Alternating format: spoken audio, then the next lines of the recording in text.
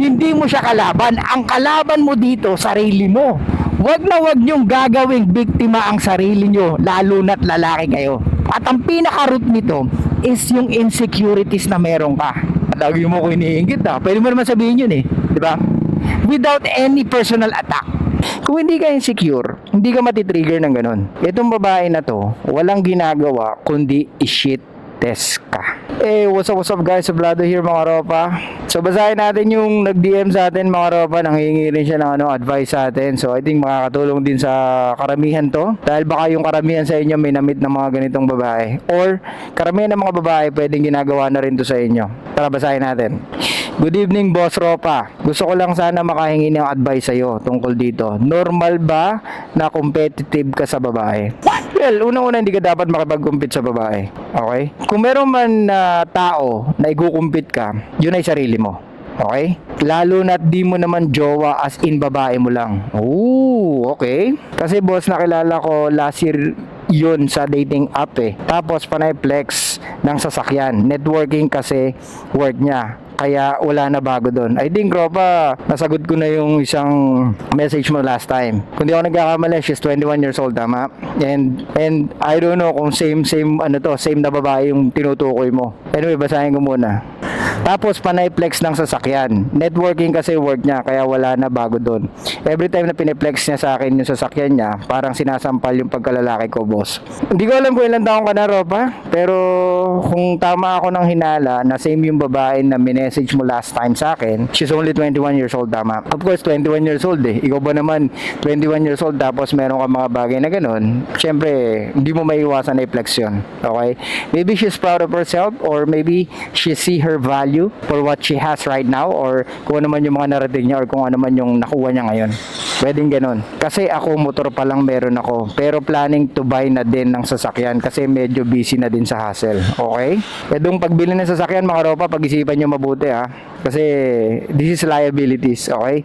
Hindi siya well, comfort andon pero magasto siya. Labas ka ng labas ng pera pag may sasakyan ka. Pero ayun nga boss, last year, di naman ganyan Apaka-sweet sa chat, nag-I love you pa yan Tapos ngayon, nakakadamad na ka-chat, panay flex na lang. I think, Roba, merong problema rin sa'yo pagdating sa sa mga ginagawa niya sa'yo. Kung nakikinig ka kay suplado mo to, malalaman mo kung ano yung ginagawa nitong babae sa'yo. Anyway, pag-usapan natin mamaya. Hindi sa naiinggit ako sa kanya, Ropa, dahil meron siya na wala ako. Kundi, parang sinasampal ako ng success niya. Ganun yung pakiramdam. Kaya nakakaramdam ako ng competition sa kanya. Okay, ulitin ko, hindi ka dapat makipag-competition sa babae. Maybe siya, hindi natin alam, maybe she's trying to compete with you or she's trying to show you something na wala ka.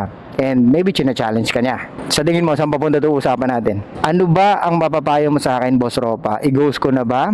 Tapos chat ko na lang ulit pag may sasakyan na ako? Like parang sasampalin ko lang ego niya, ganon. Ropa, like I said, kung merong competition or kung meron kang i-compete, hindi yung babae, hindi rin ibang tao, hindi rin ibang lalaki, kundi sarili mo. Okay? So kung nakikita mo, Ropa, at kung nakikinig ka talaga kay suplado mo to, malalaman mo, like I said, kung ano yung ginagawa nitong babae na to. Ang ginagawa nitong babae na to ay shit test ka. Okay? Sinishit test ka niya to see kung ano yung magiging reactions mo. Gusto niya malaman kung ano yung pwede maging reactions mo. Okay? And at the same time, she's very fucking proud of herself na sa mga narating niya at sa kung anong meron siya ngayon. So Ropa, nasa sa'yo ang desisyon kung magpapapekto ka. And yung sinasabi mo na i-message mo na lang siya pag meron ka ng sasakyan, I think it's not appropriate kasi what for? Di ba? Anong connect nun na i-message mo na lang siya pag may sasakyan ka na? Or i-ghost mo siya? Pag ginost mo siya, it shows lang na nagpatalo ka sa insecurities mo na pwedeng hindi mo pa rin maamin ngayon na may insecurities ka kasi nga yung babae meron, ikaw wala. Kahit na sabihin mong hindi ka, no, Rupa, hindi ako insecure kasi naiinis lang ako talaga sa kanya. Yun nga kung hindi ka insecure, hindi ka matitrigger ng ganun. Okay, kahit yabangan ka ng kahit sino, wala kang pake dahil hindi ka insecure sa ganun. Okay? Tandaan mo, kung secured ka sa pagiging masculine mo at secured ka sa pagkalalaki mo at pagkatao mo, hindi mo mo mafe-feel yung ganyan or hindi mo maisip yung ganyan na she's trying to compete with you. Okay? Ito lang yung mga ginagawa ng babae usually na unconscious na ginagawa yon or they are not aware na ginagawa yon dahil it's hardwired for women to find the best guy. So this is the one of the way na malaman kung ikaw yung lalaki na karapat-dapat na ina-I love youhan niya. Kagaya nga na sabi mo nag-I love you ka sa kanya dati pero ngayon hindi na. So the question right now is bakit hindi na siya nag-I love you sa'yo? Ano yung mga bagay na ginagawa mo nung pagkausap lang kayo? At teka, kung babae mo lang siya, how many times kayo magkausap at how many times kayo nagkikita? Kasi ang nakikita ko dito, kung ikaw yung invested sa kanya ng sobrang oras at walang nangyayari sa inyo, since babae mo siya, di ba? Kung walang nangyayari sa inyo, ano pa yung mga bagay na binibigay niya sa'yo? Kung hindi mo siya nabebembang or walang bembangan nagaganap at araw-araw mo siyang kausap, ano yung mga nabibigay niya sa'yo? Unless, nagpo-provide siya ng something para sa'yo. Diba? Maybe pinapadala ka niya lagi ng food or maybe something na sweet. Maybe she always giving you a gift. Diba? Or, yun nga, andun yung bembang. Kung walang gift, kung walang food, andun yung bembang. Pero parang nakikita ko ngayon sa'yo, she's getting on your nerve. Okay? Nasa skin mo na siya eh. Kaya iritang-irita ka na. Yan nakikita ko. Ramdam ko yung irita mo sa kanya. Kasi napaka-epektibo nung shit test niya sa'yo. At halatang halata sa mga reactions mo at sa mga kung paano ka magkwento ngayon sa akin. Diba? Kaya Ropa, itong pinaka-the best mong gawin. This is a fucking shit test. Alright? Hindi mo kinilaro sa akin kung ilang buwan na kayo mag-uusap. Hindi mo kinilaro sa akin kung araw-araw ba kayo mag-uusap. Hindi mo kinilaro sa akin kung nagbembembahan kayo madalas. Kasi halata na siya may leverage eh. Kaya nagagawa niya to sa'yo eh. Kasi ang babae na meron siya usually, kung talagang gustong-gusto ka niyan, wala siyang pakialam sa kung anong meron siya eh. Diba? Okay Ropa, pag-usapan natin to. Biyahe muna tayo. Okay, continue natin mga Ropa. So sabi mo Ropa, next year, baka pwede ka nang bumili ng kotse dahil nga busy ka na rin sa mga hassle mo. That's good, man. It's a good thing na may ginagawa ka at may nangyayari sa buhay mo. Pero, like I said, careful ka sa paggastos mo dahil ang kotse liabilities. And yung mag-compete ka sa isang babae, Ropa, hindi tama. Okay? Maling-mali na makikipag-compete ka sa isang babae na ang nakikita ko lang dito is proud lang siya sa kung anong meron siya. And dapat tinitingnan mo to na isang positibo. 'Di ba? Hindi yung parang naiirita ka kasi pinapakita niyo yung mga bagay na meron siya at narating niya. So para sa akin Ropa, dapat hindi mo masyadong pinepersonal yung mga ginagawa niya o yung sinasabi niya sa'yo. Kasi Ropa, walang mangyayari kung pepersonalin mo or masyado mong dadamdamin yung mga pinapakita niya or mga piniplex niya sa'yo. Sabi mo nga, babae mo lang siya, di ba? Yun nga eh. Yun ang hirap din. Babae mo lang siya, pero feel na feel ko kung gaano ka kainis sa kanya. So how much more kung girlfriend mo yan? Di ba? Ito babae mo lang ha. Kasi pag sinabi mong babae mo lang, parang wala kang pake. Di ba? Kasi parang ganun yung dating sa akin. Babae mo lang siya. So normal ba itong nararamdaman ko? No, Ropa, hindi normal yung ganyan. What? Hindi ka dapat ma-insecure kung ano man yung mga pinakikita niya sa'yo. Dahil unang-una pa lang, nung nakilala mo siya, alam mong may ganyan siya eh. Hindi naman siguro yan na bigla na lang, nung habang magkausap kayo, bigla na lang nagkakotse siya. Di ba? Or parang biglang umasenso siya sa buhay. Di ba? I think alam mo yan eh. I think alam ko na alam mo yung mga ginagawa niya. So, what's the point of competing with her? Gets? Di ba? Tsaka yung parang the way how you say it, nasasampalin mo siya, sasampalin mo yung ego niya. Maling-mali, Ropa eh. I really feel your irritability. Parang nasa skin mo talaga siya. Parang may resentment eh. Alam mo yun? Na parang kahit anong sabihin niya, kahit mababaw lang, ang big deal sa'yo, inis ka kaagad. Triggered ka kaagad. Di ba? Kumbaga, tinuturing mo lahat ng sinasabi niya is a bait. Di ba? At panay ka agad. Di ba? At panay patol ka. So sa mga Ropa ko na merong ganitong sitwasyon, mga Ropa, please, never use your fucking emotions sa mga babaeng nag-shit test. Gets? Malinaw na malinaw sa akin na shit test ang ginagawa ng babae. And also, she's very proud sa mga nakukuha niya ngayon or sa mga na-achieve niya. And baka ito yung way niya para i-push ka, Ropa. Hindi mo ba naisip yun? Kasi honestly, pwede mo tanongin yun eh.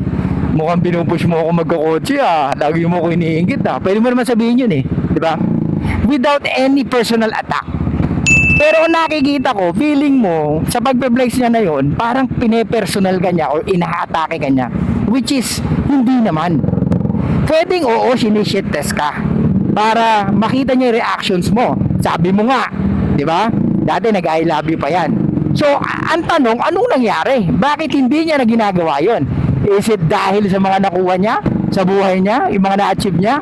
Or, baka naman hindi niya na nakikita yung potensyal na nakita niya sa'yo nung umpisa. Gets? Kasi kung ganyan, na lagi kang maiinis or magagalit, I don't think na magiging inspire ka na pagbutihin yung sarili mo o yung mga bagay na ginagawa mo. Kasi lagi kang inis eh. Lagi kang may resentment eh. Di ba? And nararamdaman ko na talagang gusto mo nang baliwalain tong babae na to kasi nga naiirita ka dun sa mga pinakikita niya sa'yo. Di ba? Ropa, come on man. Don't use your fucking emotions. The way you talk, the way you explain things, nanggagaling ka sa nararamdaman mo. At ang pinaka-root nito is yung insecurities na meron ka. What? Gets? Kahit i-deny mo man, Ropa, naguhumiyaw yung insecurities mo na may kotse siya, ikaw wala. Okay? O sabihin na natin hindi doon nanggagaling. Pero pwedeng may mga issues ka sa mga ganung bagay na pag pinagmamalakihan ka or pinakikitaan ka ng mga bagay na meron sila tapos wala ka, parang naiinis ka. Dapat hindi ganun, Ropa. Dapat ginagawa mo, ini-inspire mo yung sarili mo. Di ba? Huwag kang mag-alala, babe. Next time, tignan mo, magkakaroon ako niyan. Hindi yung parang pa-victim ka or yung paawa ka or yung parang naiinis ka. Hindi ganun, mga Ropa. Huwag na huwag niyong gagawing biktima ang sarili niyo, lalo na't lalaki kayo. Okay? Maliban na lang kung hinayaan mo na abusuhin ka. Di ba? I'm not saying na hindi ka pwede maging biktima. Pero tandaan mo, may choice ka. Gets? May choice ka sa mga pinili mong na gusto mong makasama o gusto mong makasalamuha. Gets? Ikaw ang may power, ikaw ang may kapangyarihan sa pagpili ng mga kababaihan na gusto mong kausapin o gusto mong harutin. Di ba? Pero kung ganyan, na parang naiinis ka sa mga sinasabi niya, mag-isip-isip ka kung anong root niyan, Ropa. Laging may root of the problem, di ba? Kaya nga yung mga babae successful ngayon, saan nang gagaling ang root niyan? Maraming root yan. Pwedeng yung pamilya nila mahirap, tapos gusto niya magsumikap, ayaw niyang maranasan yung naranasan ng nanay at tatay niya, di ba? Ayaw niyang maranasan yung mga naranasan ng mga tao nasa paligid niya. Kaya women always strive to be successful or to be success in life. Kaya sa Europa, ang mapapayo ko, gawin mong inspirasyon tong babae na to. Hindi gawin mo na enemy mo o kalaban mo. Hindi mo siya kalaban. Ang kalaban mo dito, sarili mo. Ulitin ko sa inyo, mga Ropa, pag insecure ka sa mga nangyayari sa sarili mo, sa buhay mo, o sa mga taong nasa paligid mo, hindi mo kalaban sila. Ang kalaban mo, sarili mo. Kasi ang nakikita mo is fucking unfair. Di ba? Instead na pagbutihan mo sa sarili mo, meron kang time to whine, meron kang time to get angry, meron kang time na mainis, meron kang time na mag-resent ng ibang tao. Maling-mali, Ropa. Kahit nasabihin na natin na sige, sinishit test ka niya, wala namang problema yun kasi ang babae ganun talaga. Ang problema is yung reaction mo, Ropa. O tayo, ninakawan ng bilyon-bilyon at trilyon-trilyon na tax ng mga utang inang politiko. Pero may magagawa ba tayo kahit magmura tayo everyday? Wala naman, di ba? So anong gagawin natin? Kailangan natin na mas maging wise. Kailangan natin na mas maging mautak, lalo na sa pagpili na next na susunod na iboboto natin. Do alam naman natin lahat yung corrupt. Kaso nga lang, meron lang talagang gahaman. Yun nga lang, sa panahon ngayon o sa administrasyon ngayon, mas maraming gahaman. What? Okay? Dahil karamihan ng nakaupo, hindi galing sa kahirapan. Kaya ganyang kakapalang mga muka kung magnakaw ng bilyon-bilyon pera, mga ropa. Kaya nga naisahan tayo ng mga tarantadong yan. So, anong magagawa natin kahit magalit tayo everyday? Wala rin naman. Tamo nga, wala naman nakukulong, ropa. Ano sabi nila? Magpapasko sa kulungan? Putang ina, November ano na? Susunod niya, magugulat ka, December na. Pero lahat ng sinasabi nila, walang katotohanan, ropa. Kaya ropa, ako na nagsasabi sa'yo, natigilan mo yan ang pag-isip ng masama sa mga ginagawa nung EA sa'yo. Okay? Ngayon, kung hindi mo kaya talaga naharapin yung mga sinasabi niya, then tanggapin mo sa sarili mo na, siguro nga insecure talaga ako pag sa ganitong bagay. Saka mo harapin yun na wala siya. Diba? Pwede mo naman talagang iwanan yan eh. Kasi sabi mo nga, babae mo lang. Sa'yo nang galing yun, diba? Pero kung babae mo lang yan, ropa, bakit parang apektado ka? Oh, paano ngayon yan kung may kotse siya tapos nalaman mo may lalaki pa siya? Oh, baka mas magdamdam ka, ropa. Kasi ang tawag mo sa kanya, babae mo lang. Dapat di mo tinatawag na babae mo lang. She's one of your woman na talagang nakikita mo na may potensyal na maging jowa mo someday. Dapat ganon ang mga ini-entertain nyo, mga ropa. Hindi yung ini-entertain nyo para lang sa bembang, ropa. Wala rin namang masama kung bembang ang gusto mo. Pero kung bebembang ka, make sure na doon naman sa babae na may potential na maging girlfriend mo, ropa. Hindi yung babae na bebembangin mo lang tapos kakausapin mo araw-araw. Parang ka naman tanga. Diba? Kung alam mo na hindi mo to magiging jowa or ayaw mo siyang maging jowa, gusto mo lang bembang, parang niloloko mo yung sarili mo. Kasi pwedeng ma-develop yung nararamdaman mo. Lalo na pag nagpakita yan ng kabaitan, baka yung mga pas niya, tuluyan mong kalimutan na yun ang dating nagpipigil sa'yo na makipagrelasyon sa kanya. Diba? Kaya sa Europa, i-focus mo doon sa mga nakakapag-benefit sa'yo. Dapat nga, suportahan mo siya sa mga sinasabi niya sa'yo at matuto ka sa kung anong mga ginagawa niya. Hindi yung mapipil insecure ka kasi pineplex niya yung kotse niya sa'yo. Hindi ganon, ropa. Tandaan mo, ang mga babae o sinasabi mong babae mo lang, dapat sila yung nakakatulong sa'yo, ropa. Hindi sila yung nakakapagpabigat ng damdamin mo o yung nakakairita kasama. Kaya nga pumili ka ng babae na talagang masasabi mo na ito merong potensyal na maging girlfriend ko someday, ropa. Ganon. Hindi yung pipili ka ng babae tapos sasabihin mo babae mo lang tapos bembang lang pala gusto mo, bakit kailangan mong kausapin siya ng araw-araw kung yun lang ang habol mo? Diba? Huwag kang magsayang ng oras kasi at the end of the day pwedeng matalo ka, ropa, dahil sinasayang mo ang oras mo sa babaeng ang gusto mo ay bembang lamang. Okay? Kaya ulitin ko, ropa, tigilan mo yung ganyang pag-iisip.